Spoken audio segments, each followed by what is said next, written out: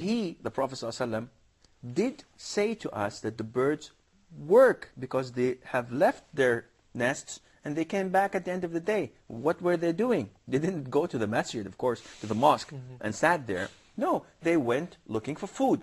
And if we have our trust in Allah and we work and seek what supports us by having our trust in Allah and by working at the same time, then I assure you that Allah Azza wa Jal will support us and give us whatever we need and ask Him for.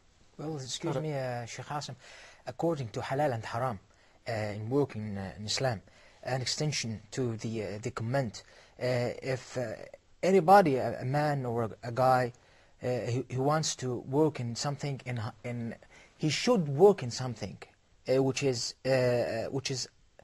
we can say that's haram by dealing and working in a hotel that sell a lot of alcohol or something like that. What should we do? What should we make in this case? Okay.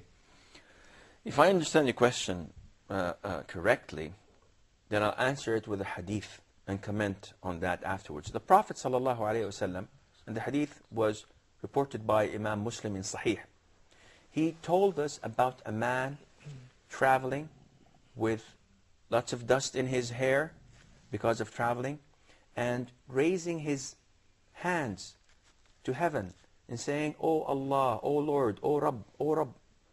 He's praying to Allah Azza wa Jal to grant him whatever he seeks. The Prophet says, alayhi salatu wasalam, yet he is fed from sources of forbidden money, and he is nourished through sources of forbidden money. The things that he drink is from the same source. The things that he wear is from the same from the same source. How, by Allah Almighty, will answer his prayer? So the Prophet is telling us that if your income is from things that are forbidden, then your prayer will not be answered by Allah. This means that you have to go out of your way to ensure that your income is halal, is permissible. And this is very easy. It depends on condition, Sheikh. You know, elaborate a little bit more about the condition. What do you mean by condition? That's the only job he found, for example? Yeah, he have to do this work. He can take a high salary. He can...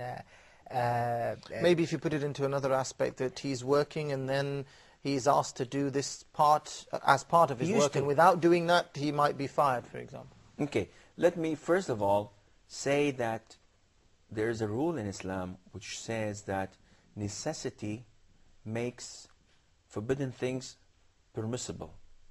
But you have to define the necessities. Yeah, necessity makes no rules. Yeah. Well, I'm talking about the Islamic concept. Yeah. Let's not get into these concepts. Now, coming back to this rule and applying it here. You mentioned the example of a person working in a hotel, and he serves alcohol, pork, things that are not Islamic. So is his job or his income is permissible? The answer would be no. You say, if I understand, that this is the only job he could do, or this is the only job available at the moment. Well, actually it is not. But this is the only job that pays what he is looking up for. That's right. There are thousands and hundreds of jobs that are lower in salary, but this doesn't suit me. It's exactly the same in the case of bankers. You know, there are two types of banks: Islamic banks that deals with Islamic transactions, and non-Islamic banks, which are the majority, unfortunately. Because it gets high interest. A lot of the Muslims work in the non-Islamic banks, and whenever we tell them this is forbidden because you're taking interest and it's a major sin, they say, well, we can't find an alternative. But they do not complete the sentence. We cannot find an alternative that pays the same salary. But there are lots of alternatives that are 30% less, 40%, and even 50%. Here comes your trust in Allah Azza wa Jal. If you trust the Almighty, then you should leave this income that is not permissible for you and look for a pure income. And in my point of view, people don't starve to death in our societies and communities. Maybe if they were in Somalia, maybe they do. Yeah. But in where we live, you'll always find a Muslim that gives you a loaf of bread, if not half a kilo of meat and some shrimps and dress and cocktail So dressing. I'm not quite sure So about the expensive. shrimps. Well, it depends if you're in a coastal area or not. But this is the case. See, you have to look at the things that pleases Allah, not pleases you. Because the sky is the limit. No matter how high your salary is, you'll always find a position that promises more, but with a little bit more compromise from your side in your religious aspects. Mahmoud? Now, Sheikh, I'm going to talk about some common phenomenon nowadays. That's it. Now, I work in a company or organization, and I'm totally honest and objective to myself, and I find myself qualified for the job. But I'm required to pay a sum of money. If not, I'll be kicked out. I will work out from this company without having the job. So it's permissible to pay that sum of money to have the job I see I'm fit for it. So it's a bribe. In a sense. That's a bribe. It's a bribe. No, Even okay. if I find that the job is mine, I fit for it, and it's my right to have it. Okay. Now, paying bribe is something that is considered in Islam as a major sin.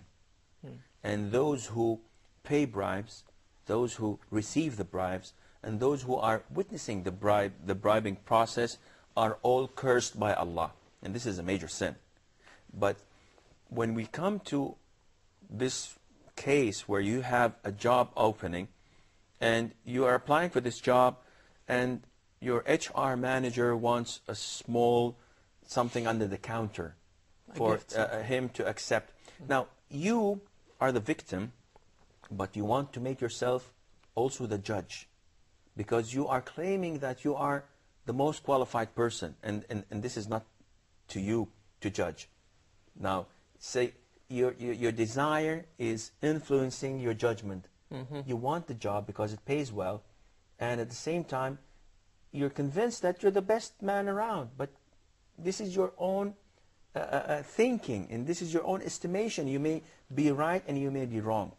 Coming back to the situation again, if you bribe this HR manager, then bribery would be common to the extent that you also have to bribe the man who issues your driving license, you have to bribe the man who gets a phone into your house, and so on. Then this means the end and corruption of the cycle the just society. goes on and on and on. Okay, we've got a break now, and we'll be back in a few moments after this break. La la la la la la la la la la.